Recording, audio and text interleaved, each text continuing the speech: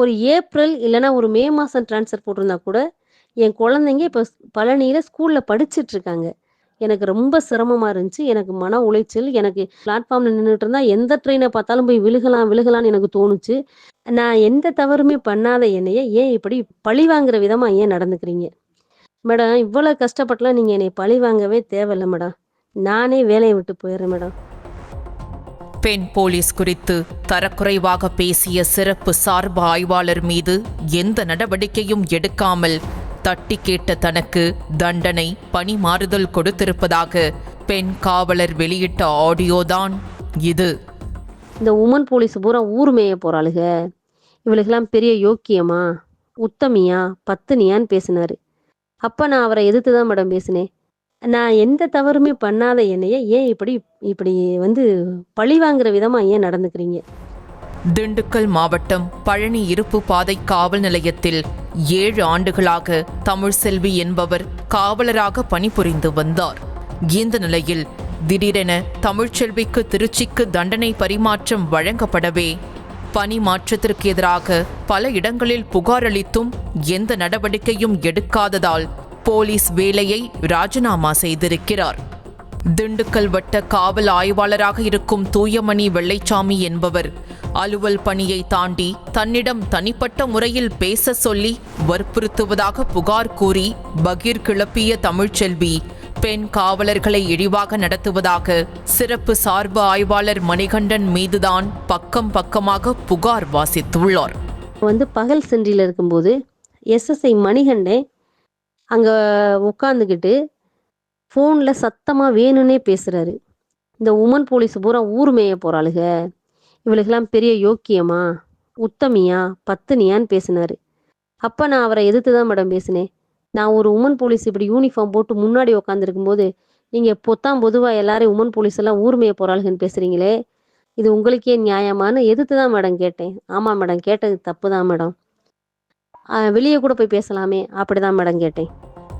பணியில் இருந்த பெண் காவலர் மீது குடிபோதையில் தாக்குதல் நடத்தியவனை பொதுமக்களே பிடித்து வந்து ஒப்படைத்தும் கூட எந்த வழக்கும் பதிவு செய்யாமல் அவனை விடுவித்ததோடு பாதிக்கப்பட்ட பெண் காவலரை மருத்துவமனைக்கு கூட அழைத்து செல்லாத அளவுக்கு அநியாயங்கள் அரங்கேறியதாக அடுக்கடுக்காக கூறியுள்ளார். கூட வேலை செய்யற ஒரு உமன் போலீஸு டியூட்டியில் இருக்கும்போது ஒரு குடிகாரன் அடிச்சு கீழே தள்ளி விட்டு அந்த பொண்ணுக்கு கையில காயமாயி யூனிஃபார்ம் எல்லாம் கிழிஞ்சு ரத்தம் ஒழுகுனதோட பப்ளிக் கூட்டிட்டு வந்தாங்க. அந்த அடிபட்ட பொண்ணை நான் தான் ஆஸ்பத்திரி கூட்டிட்டு போனேன். நான் ஆஸ்பத்திரி கூட்டு போய் இறங்குறதுக்குள்ள எஸ்எஸ்ஐ மணிகண்டே எனக்கு ஃபோன் பண்ணி நீங்கள் ஜிஹெச்சு போகாதீங்க, ஜிஹெச்சுக்கு போனால் கேஸ் போடுற மாதிரி இருக்கும், இன்ஸ்பெக்டர் கேஸ்லாம் போடக்கூடாதுன்னு சொல்லிட்டாரு, நீங்கள் அந்த பொண்ணை ப்ரைவேட் ஆஸ்பத்திரிக்கு கூட்டிகிட்டு போங்க அப்படின்னு சொல்லிட்டாரு.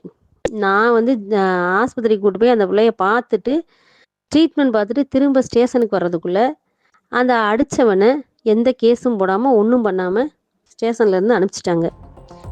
மேலும் சிறப்பு சார்பு ஆய்வாளர் மணிகண்டன் காவல் நிலையத்தில் பணிபுரியும் காவலர்கள் சாதி பெயரை போர்டிலேயே எழுதி போட்டு வைத்திருப்பதோடு சாதி பார்த்துதான் பழகுவதாக பகீர் கிளப்பினார்.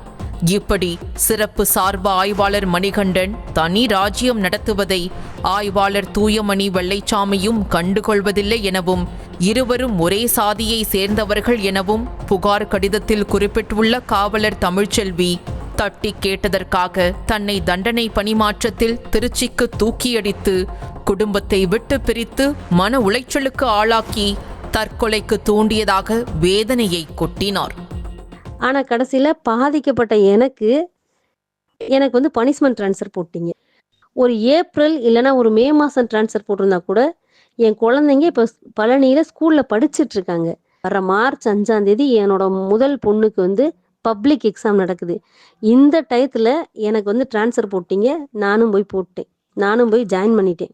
எனக்கு ரொம்ப சிரமமாக இருந்துச்சு. எனக்கு மன உளைச்சல். எனக்கு எந்த ட்ரெயினை பார்த்தாலும் போய் விழுகலாம் விழுகலாம், பிளாட்ஃபார்மில் நின்றுட்டு இருந்தால் எந்த ட்ரெயினை பார்த்தாலும் போய் விழுகலாம் விழுகலான்னு எனக்கு தோணுச்சு.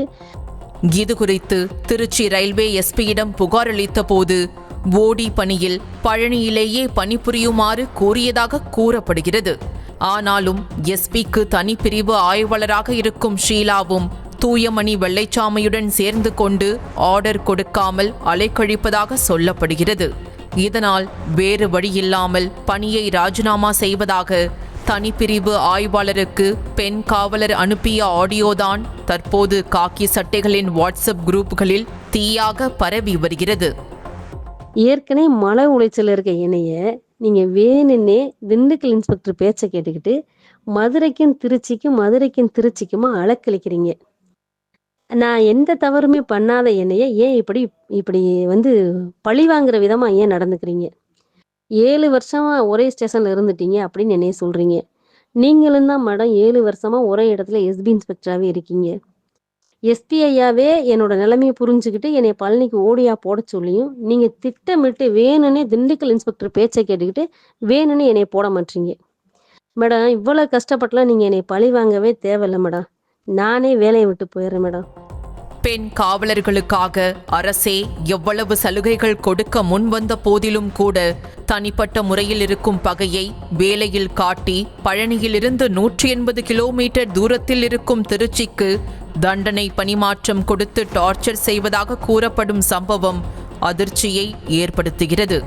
ஆகையால் இந்த சம்பவம் குறித்து உரிய முறையில் விசாரணை நடத்தி யார் மீது தவறு என கண்டறிந்து நடவடிக்கை எடுக்க வேண்டும் என கோரிக்கை வலுத்துள்ளது.